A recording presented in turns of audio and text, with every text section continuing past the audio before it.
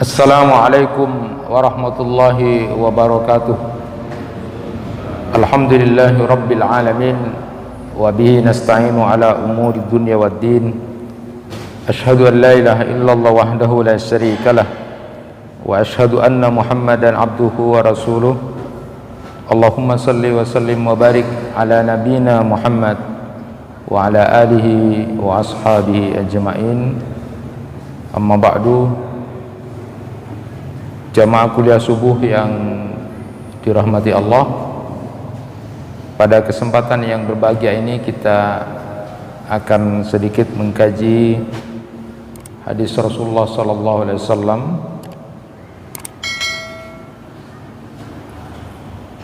Rasulullah sallallahu alaihi wasallam bersabda, "Kullu ummati yadkhulunal jannah illa man aba." Qalu ya Rasulullah wa man ya'ba?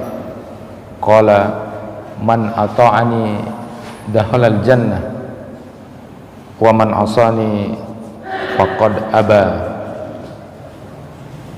Rasulullah sallallahu alaihi wasallam bersabda, semua umatku akan masuk surga kecuali yang enggan, tidak mau masuk surga. Para sahabat lalu bertanya, siapa yang dimaksud orang yang enggan itu, orang yang enggak mau itu ya Rasulullah? Maka kemudian Rasulullah menjawab, siapa yang taat kepadaku maka dia akan masuk surga, dan apabila dia maksiat, durhaka kepadaku, maka dialah orang yang enggan atau tidak mau masuk surga itu.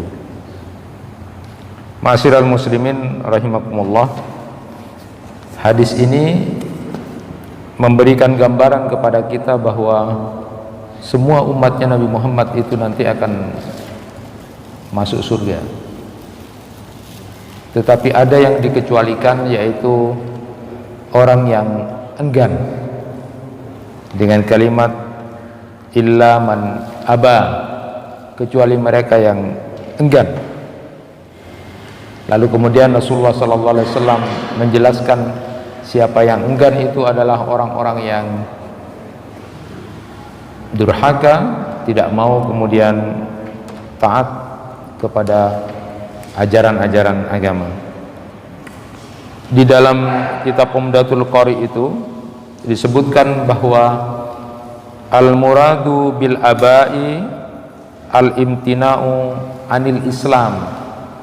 Yang dimaksud dengan pengertian aba atau enggan itu adalah mereka yang kemudian menolak untuk masuk Islam, mereka yang kemudian tidak mau menjadi umatnya Nabi Muhammad sallallahu alaihi wasallam, tidak mau kemudian mengilmui Islam, tidak mau mengamalkan Islam. Maka itulah yang disebut dengan aba atau orang yang enggan. Jadi pada titik ini, hadis ini kemudian memberikan gambaran bahwa umatnya Nabi Muhammad itu terbagi dua. Ada yang dikenal dengan umat ijabah, orang Islam sendiri yang memang sudah muslim, lalu kemudian orang-orang kafir, umat dakwah, orang yang kemudian masih perlu didakwai. Dan ini membuktikan bahwa Islam itu adalah satu-satunya agama yang benar. Bukan mengatakan bahwa Islam itu agama yang paling benar, bukan. Tetapi Islam adalah agama yang benar. Satu-satunya agama yang benar itu adalah Islam. Innad dina indallahil Islam. Sesungguhnya agama yang benar di sisi Allah itu adalah Islam. Kemudian di ayat yang lain disebutkan, wa may yabtaghi ghairal islami dina fala yuqbalu minhu wa huwa fil akhirati minal khasirin. Siapa yang mencari selain Islam, maka dia akan menjadi orang yang terhina nanti di akhirat. Di dalam peringatan Allah Subhanahu wa taala kepada kita untuk menjadi orang bertakwa, juga kemudian dianjurkan wala tamutunna illa wa antum muslimun. Jangan kamu mati kecuali dalam keadaan sebagai seorang muslim. Doa yang kemudian dipanjatkan oleh Nabi Yusuf, tawaffani musliman wa alhiqni bis salihin, itu harus menjadi keyakinan kita, bukan untuk main-main. Islam agama yang benar, jadi harus menerima Islam, mengilmui Islam, lalu mengamalkan Islam. Sedangkan orang-orang yang enggan itulah orang yang nanti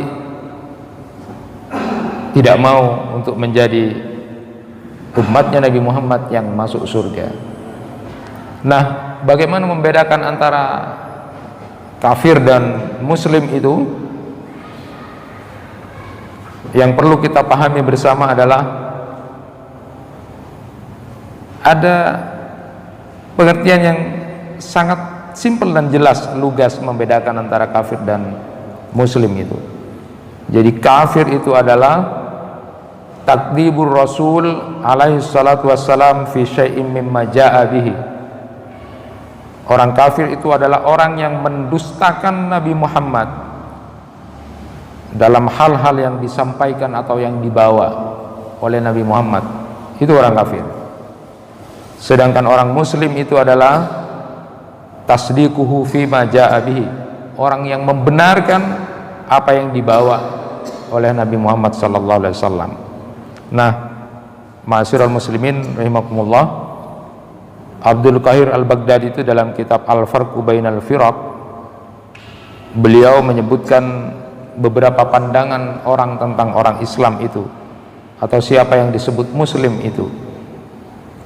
Pertama, beliau sebutkan umat Islam itu adalah setiap orang yang mengakui kenabian Nabi Muhammad SAW dan mengakui semua yang dibawa oleh Nabi Muhammad, itu umat Islam.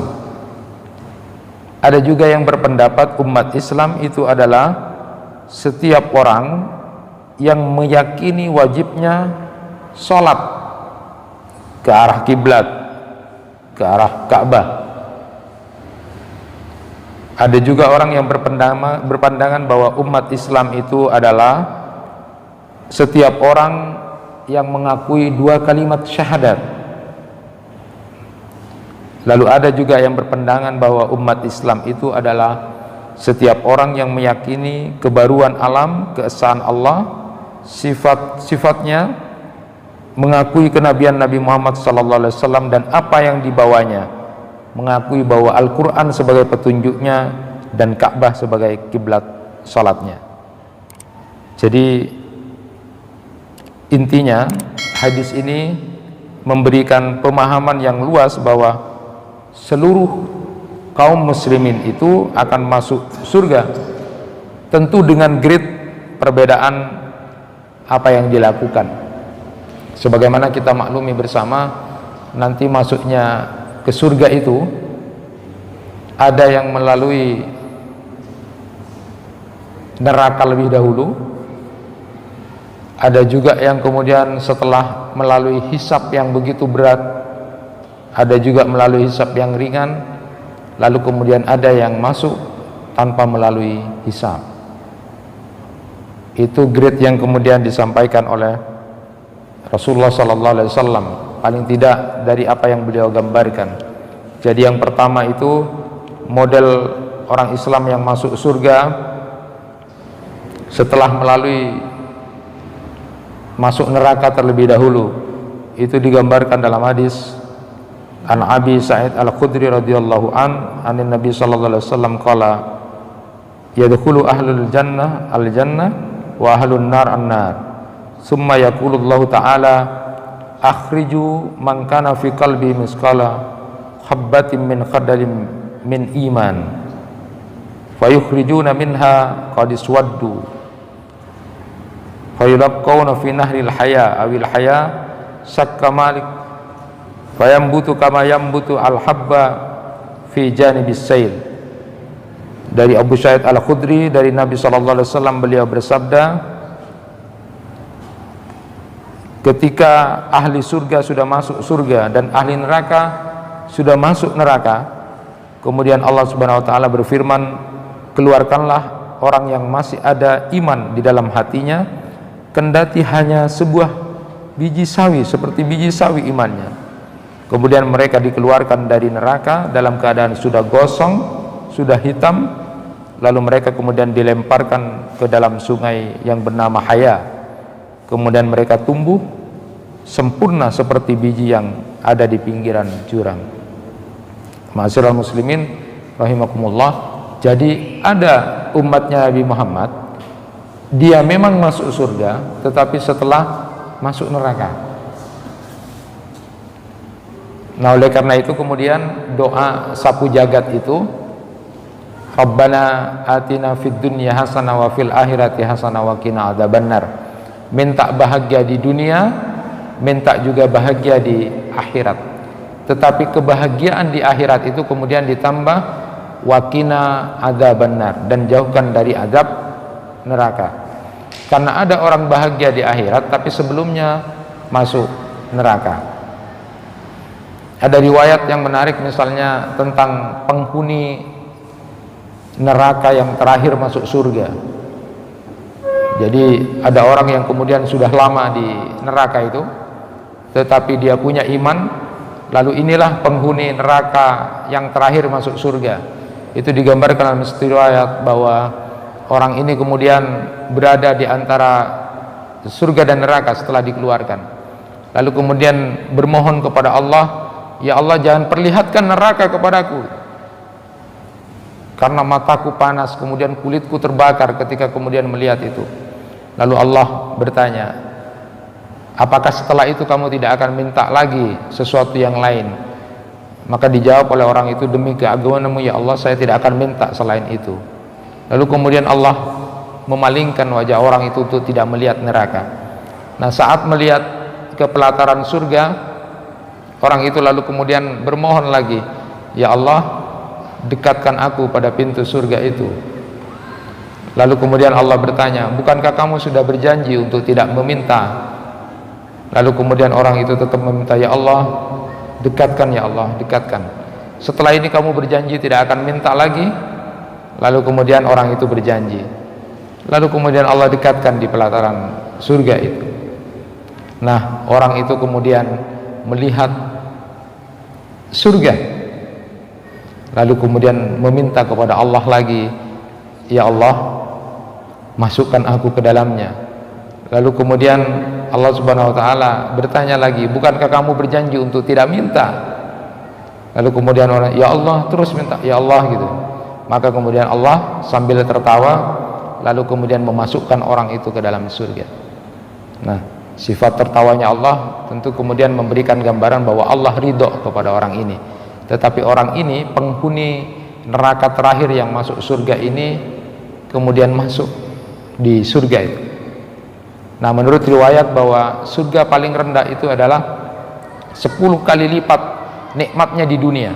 Jadi nanti dunia ini yang paling enak, paling nyaman, paling banter, sudah paling hebat, bagusnya dunia, nanti surga yang paling rendah itu 10 kali lipatnya itu.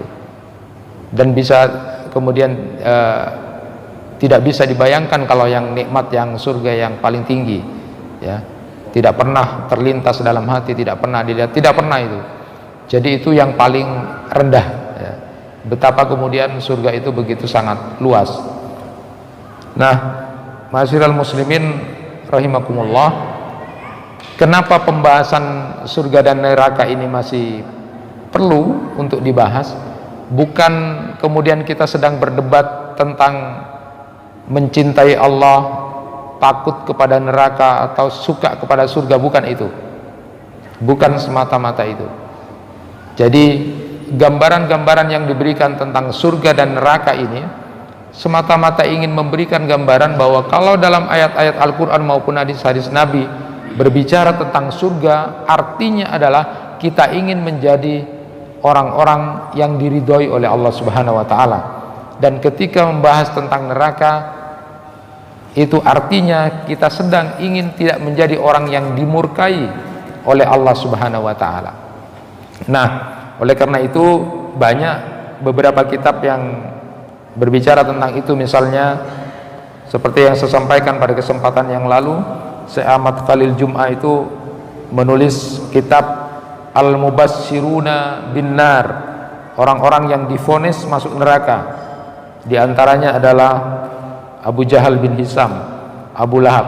Nah, ketika berbicara tentang orang-orang yang divonis tentang neraka ini, bukan berarti kita membahas tentang takutnya kepada neraka saja, bukan, tetapi ingin melihat 16 orang yang disebutkan oleh Syekh Ahmad Khalil Jum'ah itu dari beberapa ayat Al-Quran maupun hadis orang-orang yang masuk neraka, supaya kemudian tahu profil orang-orang yang masuk neraka itu untuk dipelajari dan untuk kita jauhi dan kita hindari, karena ini adalah orang-orang yang dimurkai oleh Allah Subhanahu wa taala. Termasuk diantaranya disebutkan adalah paman Nabi Abu Lahab bin Abdul Muttalib. Sebagaimana kita pahami bersama bahwa ada 3 kelompok paman Nabi yang bersikap terhadap dakwah Rasulullah sallallahu alaihi wasallam. Yang pertama itu adalah paman Nabi yang beriman, berjihad, mendukung Nabi sallallahu alaihi wasallam, yaitu paman beliau Abbas dan Hamzah. Ini adalah yang ikut beriman lalu kemudian ikut berjihad dan berjuang. Cuma yang lebih populer dan terkenal, lebih afdal itu adalah paman beliau Hamzah, yang dikenal dengan Asadullah wa Asadur Rasul itu, dan beliau mati di perang Uhud. Kemudian kelompok yang kedua adalah paman Nabi yang mendukung Nabi, melindungi Nabi tetapi tidak masuk Islam, yaitu Abu Talib. Ini adalah paman Nabi yang ikut menolong, membantu, mendampingi Rasulullah tetapi tidak masuk Islam. Ya, itu disebutkan ketika menjelang akhir hidup beliau, Rasulullah bermohon kepada Allah agar kemudian pamannya masuk Islam, tapi kemudian Allah Subhanahu wa taala mengatakan yang memberikan hidayah itu adalah Allah, bukan orang yang kamu cintai. Nah, jadi mati dalam keadaan beriman, percaya kepada agama nenek moyangnya Abdul Muttalib. Lalu kemudian yang kelompok ketiga adalah paman Nabi yang memusuhi dakwah beliau.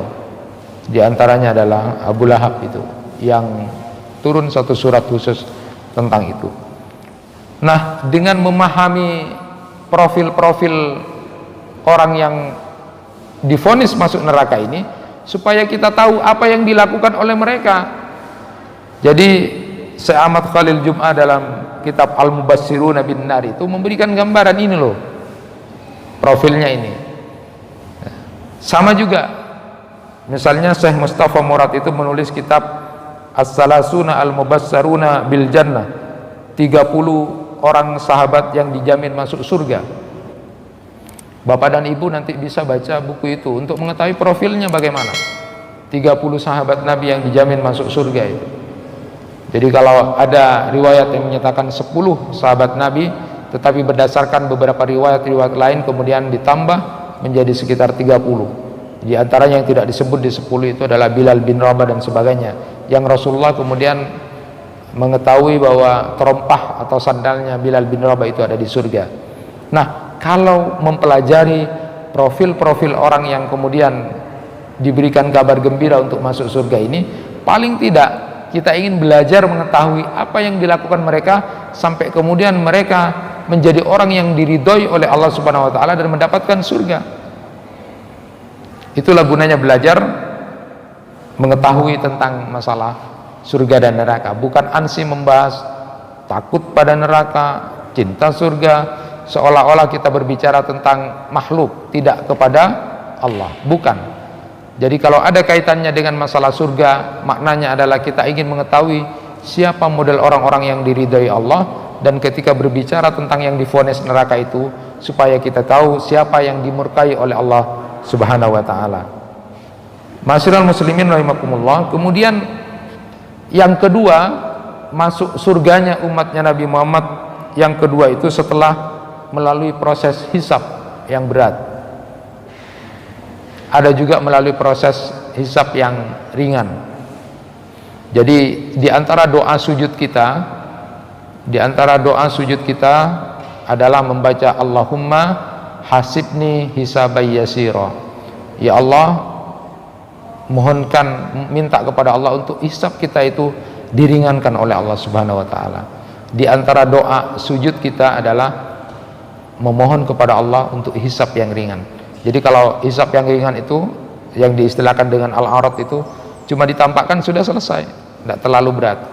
Tapi hisab yang berat itu nanti membuat orang itu kemudian ditanyakan segala sesuatunya dengan penuh hal-hal yang menyulitkan, dan itu adalah tanda awal dia akan bermasalah.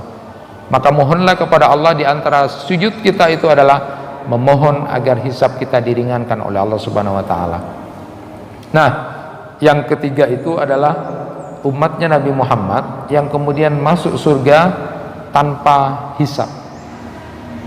Itu disebutkan wa'adani rabbi ayudhilal jannah min ummati sab'ina alfan la hisaba alaihim wa la adaba ma'a kulli alfin sab'una alfan wa salatu hasayat min hasayati.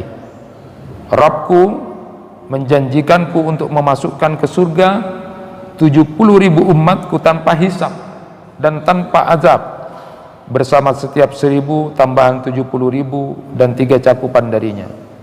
Inilah luar biasanya Allah Subhanahu wa taala memberikan kesempatan kepada Nabi Muhammad dan umatnya Nabi Muhammad untuk kemudian ada yang masuk surga tanpa hisab itu.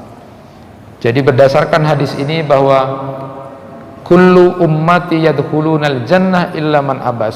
Semua umatku itu akan masuk surga kecuali yang enggan. Nah, cara masuk surganya itu tadi sudah disebutkan. Ada yang memang masuk surga setelah sebelumnya masuk neraka sesuai dengan amal yang dilakukan. Ada yang kemudian masuk surga dengan hisab yang ringan. Ada yang masuk surga dengan hisab yang berat. Ada yang kemudian masuk surga tanpa hisab. Dan orang-orang yang kemudian termasuk orang-orang yang kemudian disebutkan enggan atau termasuk orang yang tidak masuk surga adalah orang yang tidak mau menerima Islam, tidak mau mengilmu Islam, lalu kemudian tidak mau mengamalkan Islam di luar Islam. Itu harus diyakini ya, harus diyakini. Ma'asyiral muslimin rahimakumullah. Nah, setelah kita memahami itu, pada titik yang lain ada beberapa hadis Nabi Shallallahu Alaihi Wasallam yang menerangkan tentang terpecah belahnya umat atau iftirakul ummah ini menjadi 73 golongan. Semuanya akan masuk neraka kecuali satu golongan saja, yang disebut dengan al-firqah an-najiyah atau golongan yang selamat, atau at-taifah al-mansurah, kelompok yang tertolong. Nah, ini riwayat hadis ini sering dipakai, dijadikan dalil oleh masing-masing orang atau kelompok bahwa kelompok saya lah yang selamat itu, selain kelompokku tidak selamat. Nah, inilah berbicara lagi tentang surga dan neraka. Mari kita perhatikan di antara hadis-hadis itu. Yang pertama riwayat Auf bin Malik, ala inna man qablikum min ahlil kitab iftaraku ala sintaini wa sab'ina millah wa inna hadhil millah sataftariku ala salasin wa sab'in sintani wa sab'una finnar wa wahidatun fil jannah wa hiya al jamaah. Ketahuilah bahwa ahlul kitab sebelum kalian telah terpecah belah menjadi 72 golongan, dan bahwa umat ini juga akan terpecah menjadi 73 golongan. 72 golongan itu masuk neraka dan satu golongan masuk surga. Siapa itu? Mereka itu adalah al-jamaah. Nanti bisa didalami tentang al-jamaah. Nah, semua orang mengakui jamaah ya, semua kelompokku adalah jamaah, aku adalah jamaah. Selain aku, maka itu masuk neraka. Ada yang memahami seperti itu. Itu hadis yang pertama. Siapa yang selamat? Al-jamaah. Kemudian yang kedua, riwayat Abdullah bin Amr. Inna bani Israel tafarraqat ala sintaini wa sab'ina millah wa taftariku ummati ala salasin wa sab'ina millah kulluhum finnar illa millah wahidah. Qalu wa man hiya ya Rasulullah? Qala ma ana alaihi wa ashabi. Jadi sama seperti yang tadi ketika ditanya siapa yang selamat dari neraka itu, karena semuanya akan masuk neraka kecuali satu saja. Disebutkan oleh Rasulullah SAW, siapa itu? Adalah ma ana alaihi wa ashabi, apa yang aku dan para sahabatku ada di atasnya. Ada kelompok yang menyatakan kelompok salafi, yang model beginilah yang masuk surga, selain ini tidak masuk surga. Yang kedua. Yang ketiga,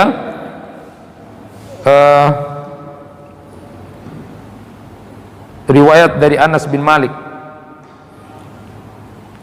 iftarakat banu Israel ala ihda wa sab'ina firqah wa inna ummati sataftariku ala salasin wa sab'ina firqah kulluha finnar illa sawadul a'dam. Bani Israel itu terpecah menjadi 71 golongan, dan umatku akan terpecah menjadi 73 golongan, semuanya di neraka kecuali sawadul a'dam, atau golongan yang kuat atau golongan yang besar. Lalu menyatakan kamilah kelompok yang mayoritas, selain kami neraka. Coba ini saling mengklaim, sudah sesama umat Islam saling mengklaim kamilah yang selamat, yang lain masuk neraka. Di sisi yang lain kita tadi berbicara bahwa semua umatnya Nabi Muhammad masuk surga kecuali yang enggak. Nah, dari tiga riwayat ini bisa kita ambil kesimpulan. Pertama, disebutkan yang selamat itu adalah al-jamaah. Yang kedua disebutkan ma ana alaihi wa ashabi, apa yang aku dan para sahabatku ada di atas jalan. Jadi mencontoh apa yang dilakukan oleh Rasulullah dan para sahabat. Lalu kemudian yang ketiga adalah kelompok besar, sawadul a'dham. Nah, ma'asyiral muslimin rahimakumullah, untuk memahami ini saya hanya ingin menyampaikan apa yang disampaikan oleh salah seorang ulama, Abdul Qadir Al-Baghdadi. Beliau mengatakan begini, para ulama berbeda pendapat menilai validitas hadis-hadis iftirakul ummah itu. Sebagian berpendapat bahwa kalau dilihat dari aspek sanadnya, hadis-hadis yang berbicara tentang perpecahan tadi itu banyak yang tidak sahih, karena ada perawi-perawinya yang dipandang lemah atau dhaif. Tetapi sebagian yang lain menganggapnya sahih atas dasar bahwa diriwayatkan dari banyak jalan, banyak sahabat yang menyampaikan hadis ini. Itu pandangan yang pertama. Pada titik ini, hadis ini menerangkan keterbatasan umatnya Nabi Muhammad yang tergolong kelompok yang selamat atau firqah najiyah itu, atau taifah al-mansurah, yang secara umum golongan yang selamat itu adalah disebut ahlus sunnah wal jamaah, yaitu orang-orang yang mengikuti sunnah atau tradisi Nabi dan para sahabat. Lalu kemudian sebagian orang menafsiri sebagai golongan salafi. Nah, ini keterbatasan umat. Semua orang lalu kemudian menyatakan saya dan kelompok saya adalah ahlus sunnah. Yang satu juga bilang saya yang ahlus sunnah. Yang lain juga mengatakan saya yang ahlus sunnah wal jamaah gitu ya. Lalu siapa yang sebenarnya ahlus sunnah wal jamaah itu? Dan siapa yang 72 golongan itu yang akan masuk neraka itu? Apakah 72 golongan yang dimaksud itu ada di dalam tubuh umat Islam ataukah di luar Islam? Karena semua kelompok mengakui sebagai ahlus sunnah, semua pengemban harokat pergerakan Islam itu semua mengakui adalah Aswaja. Dan luar biasanya, sepanjang sejarah kaum muslimin, hadis-hadis ini dijadikan sumber legitimasi masing-masing kelompok untuk menyatakan bahwa kelompoknya lah yang paling benar dan kelompoknya lah yang Ahlus Sunnah wal Jamaah. Masyiral muslimin rahimakumullah, Imam Ahmad dan mayoritas ulama itu menyatakan bahwa Al-Firqah An-Najiyah itu adalah Ahlul Hadis wa Sunnah, Ahlul Ilm. Ada beberapa kesimpulan yang ingin saya sampaikan dengan perbedaan-perbedaan pendapat ulama tentang itu. Pertama, bahwa hadis ini masih diperdebatkan sahih tidaknya, jadi masih bersifat zanni, dugaan, belum qat'i, belum pasti.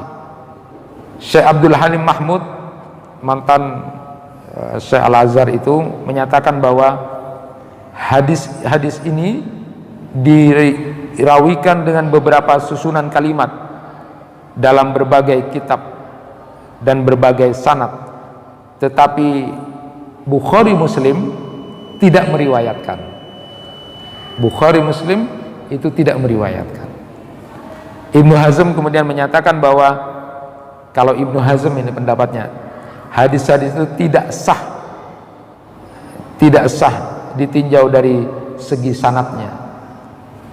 Ibnu Wazir berpendapat bahwa tidak boleh terjebak kepada tambahan kata semua firqah masuk neraka, semua kelompok masuk neraka kecuali satu, karena itu adalah tambahan fasid, tambahan palsu, tambahan rusak yang besar kemungkinan, kata beliau, disisipkan oleh kaum mulhid atau kaum ateis. Itu pendapat Ibnu Wazir. Jadi jangan terjebak dengan itu, jangan terjebak itu, karena umat Islam sekarang bermusuh-musuhan lalu kemudian melegitimasi dengan sayalah, kelompok saya lah yang Ahlus Sunnah. Jangan terjebak itu, kata beliau, karena bisa saja itu adalah sisipan tambahan dari orang mulhid atau ateis. Kemudian yang kedua, ada teks hadis yang justru menyatakan bahwa yang binasa itu hanya satu kelompok, satu firqah, yaitu mereka yang sudah jelas dan pasti keluar dari agama Islam, yaitu kaum zindik. Sedangkan semua firqah yang masih dalam lingkungan Islam dan umatnya Nabi Muhammad, 72 firqah yang lain kalau disebutkan begitu, semua akan selamat masuk surga. Nah, ini kemudian yang ketiga, bahwa yang benar dianggap selamat di antara umatnya Nabi Muhammad SAW dalam arti langsung masuk surga tanpa hisab dan tanpa kemudian hisab yang berat atau apapun namanya, maka itu cuma satu firqah saja. Itu yang dimaksud satu firqah. Sedangkan yang lainnya tetap masuk surga walaupun harus melalui hisab. Yang keempat, bahwa golongan yang disebut ada 70, 71, 73 hanya menunjukkan banyaknya firqah, bukan jumlah itu yang sebenarnya, sehingga tidak dapat diketahui dengan jelas siapa yang dimaksud. Ada orang yang kemarin mencoba-coba itu, ormas kelompok itu, kok kurang ya, ada yang bilang kok lebih, macam-macam itu. Jadi tidak ada begitu.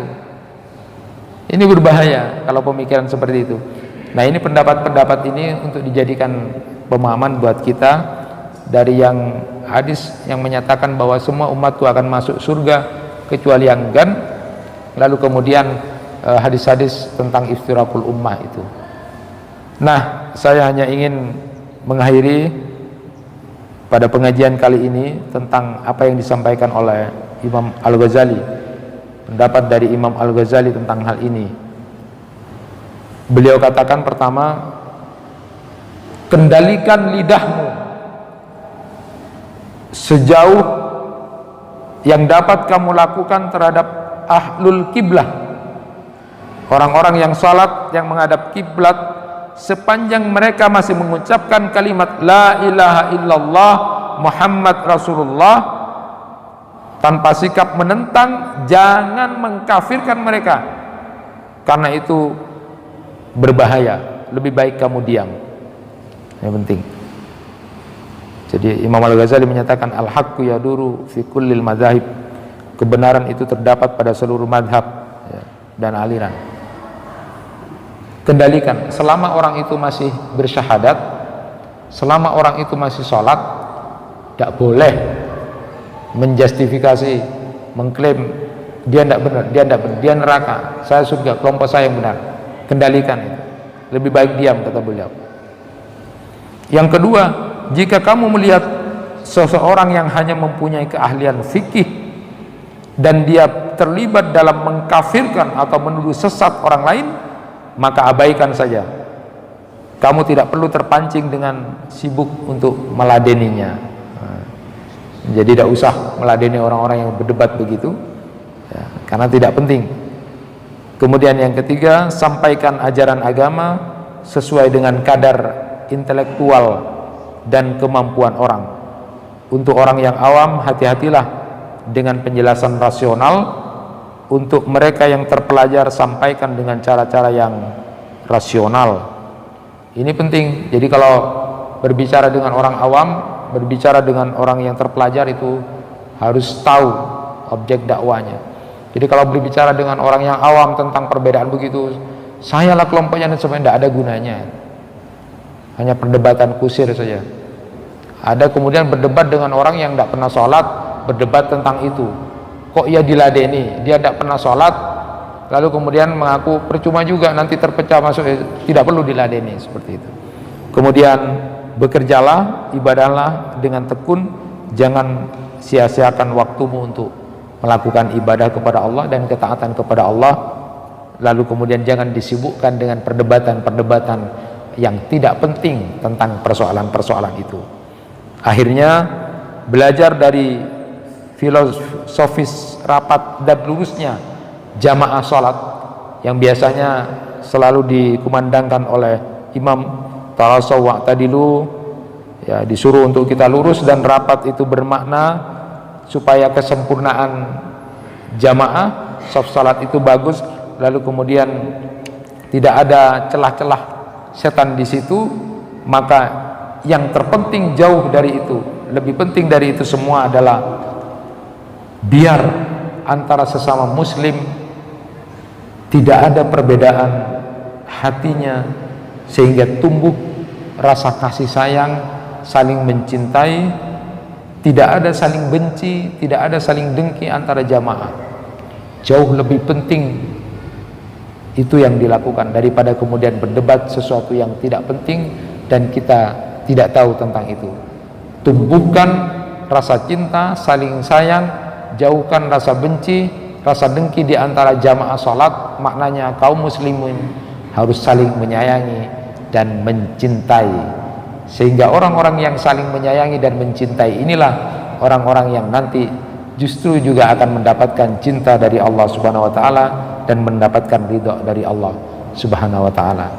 Kita berdoa kepada Allah Subhanahu wa taala, mudah-mudahan kita termasuk umatnya Nabi Muhammad yang nanti masuk surga dengan hisab yang ringan, atau juga mudah-mudahan termasuk umatnya Nabi Muhammad yang bisa masuk surga tanpa hisab.